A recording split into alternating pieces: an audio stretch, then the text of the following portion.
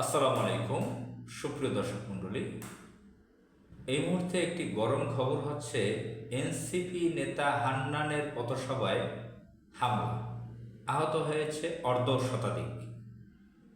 আমি দৈনিক যুগান্তর থেকে এই রিপোর্টটা আপনাদেরকে পড়ে শোনাচ্ছি।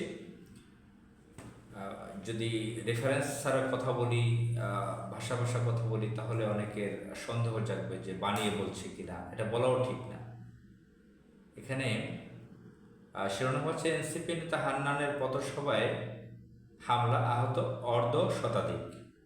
নোয়াখালীর হাতিয়া উপজেলায় জাতীয় নাগরিক পার্টির এনসিপি সিনিয়র যুগ্ম মুখ্য সমন্বয়ক আব্দুল হান্নান মাসুদের পথসভায় হামলার অভিযোগ উঠেছে বিএনপির বিরুদ্ধে। সোমবার রাত 8টার দিকে উপজেলার জাহাজমারা বাজারে এ ঘটনা ঘটে। আব্দুল হান্নান মাসুদের ফেসবুক পোস্টে অ্যাডমিন দাবি করেছেন, হামলায় হান্নান মাসুদ ভাইসহ অর্ধ শতাধিক আহত হয়েছেন। এ সময় হামলায় অভিযুক্তদের গ্রেফতারের দাবিতে সড়কেই ছাত্র জনতাকে নিয়ে অবস্থান করছেন আব্দুল হান্নান মাসুদ। জানা যায়, এনসিপির সিনিয়র যুগ্ম মুখ্য সমন্বয়ক আব্দুল হান্নান মাসুদ হাতিয়ার সন্তান। রোববার দিনব্যাপী তিনি উপজেলার বুড়িরচর ইউনিয়নের বিভিন্ন শ্রেণী পেশার মানুষের সঙ্গে দেখা করেন। সোমবার দিনব্যাপী জাহাজমারা ইউনিয়নের বিভিন্ন মানুষের সঙ্গে দেখা করেন তিনি, কিন্তু সন্ধ্যায় জাহাজমারা বাজারে গেলে বিএনপি নেতাকর্মীরা তার জনসংযোগে বাধা ও হামলা করে। এ সময় অভিযুক্তদের গ্রেফতারের দাবিতে সড়কেই ছাত্র জনতাকে নিয়ে অবস্থান করেন আব্দুল হান্নান মাসুদ। হামলার বিষয়ে আব্দুল হান্নান মাসুদ বলেন, আমার পথসভায় বিএনপির একদল নব্য ফ্যাসিস্ট বাধা দেয়। প্রতিবাদে আমি ছাত্র জনতাকে নিয়ে সড়কী অবস্থান কর্মসূচি পালন করছি। যারা হামলা করেছে তারা আওয়ামী লীগের থেকেও কম নয়। তারা বাজারের দোকানপাট বন্ধ করে ফের হামলার পরিকল্পনা নিচ্ছে। আমি চাই কোনো অপরাধী ঠাঁই এই দ্বীপে না হোক, সে যে দলেরই হোক না কেন, তাদের গ্রেফতার করে আইনের আওতায় আনতেই হবে। এদিকে হামলা ও বাধা দেওয়ার বিষয়টি অস্বীকার করেন হাতিয়া উপজেলা বিএনপির সভাপতি ফজলুল হক খোকন। তিনি বলেন, কিসের হামলা? এমন কোনো ঘটনা আমার জানা নেই। বর্তমানে আব্দুল হান্নান মাসুদ যাদের নিয়ে ঘুরছেন তারা আওয়ামী লীগ ও স্বৈরাচারের দোসর। তাদের মধ্যেও কোনো ঝামেলা হতে পারে। হাতিয়া থানা পুলিশের ওসি একেএম আজমল হুদা যুগান্তরকে বলেন, খবর পেয়ে আমি নিজেই ঘটনাস্থলে এসেছি।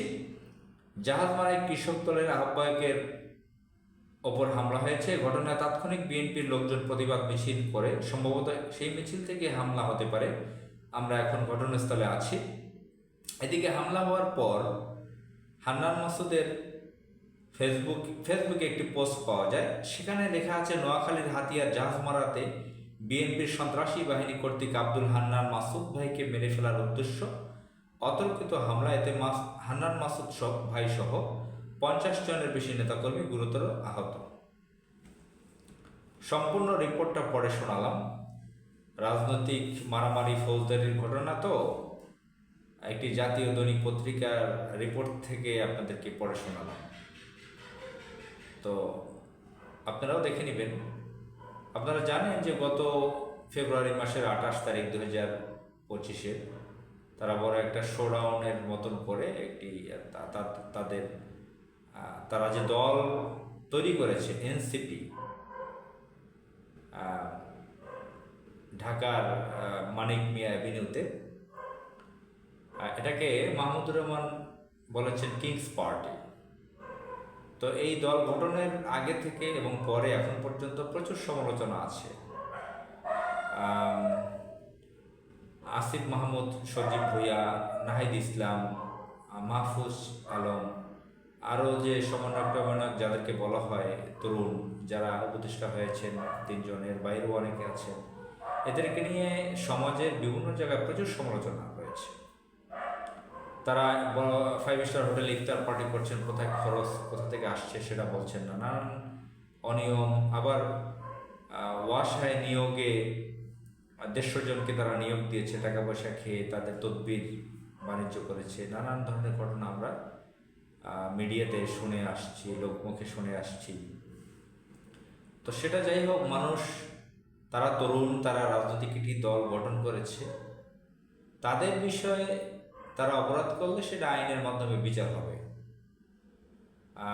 তারা একটি রাজনৈতিক দল গঠন করেছে, দেশের প্রচলিত সংবিধান এবং সভ্য সমাজে, একটি সভ্য রাষ্ট্রে রাজনীতি করার, কথা বলার অধিকার, বাক স্বাধীনতার অধিকার থাকার কথা। এটা কোনো স্বৈরতান্ত্রিক রাষ্ট্র এখন নয়।